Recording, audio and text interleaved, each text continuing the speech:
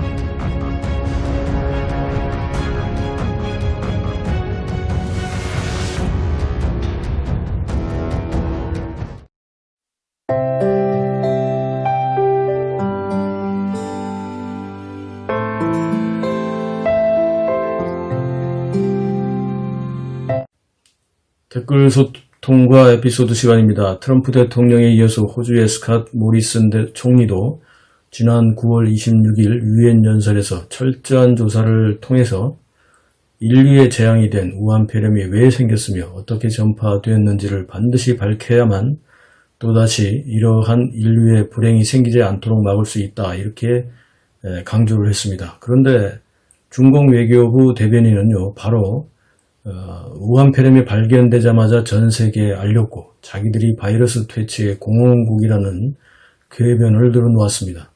제가 올해 1월 1일부터 우한 폐렴 시리즈를 방송했는데요, 앞부분에서 삭제된 것을 제외하고도 1월 26일부터 지금까지만 해도 오늘이 64번째 방송입니다.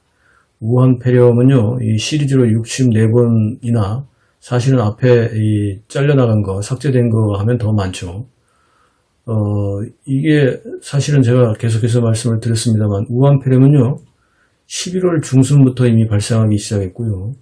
12월 한 달 내내 확산이 시작돼서 이미 작년 12월 말에는 우한시를 봉쇄해야 할 정도까지가 되었던 것을 숨기고 있었던 겁니다.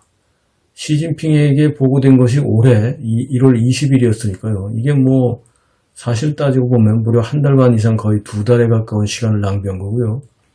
전면 봉쇄를 늦췄기 때문에 중공의 책임은 사실상 막중합니다. 게다가 생화학전을 준비하기 위해서 우한폐렴 바이러스를 고의로 만들어서 실험을 위해서 이것을 또 고의로 시중에 전파시켰다는 의혹이 거의 확실시되고 있는 지금 중공은 인류에 대한 씻을 수 없는 죄악을 저질렀고 이를 참회하고 책임에 대한 반성을 하기는커녕 오히려 자기들이 피해자이자 바이러스 퇴치의 공헌국이라고 하는 이 뭐 또 말도 안 되는 얘기를 하고 있습니다.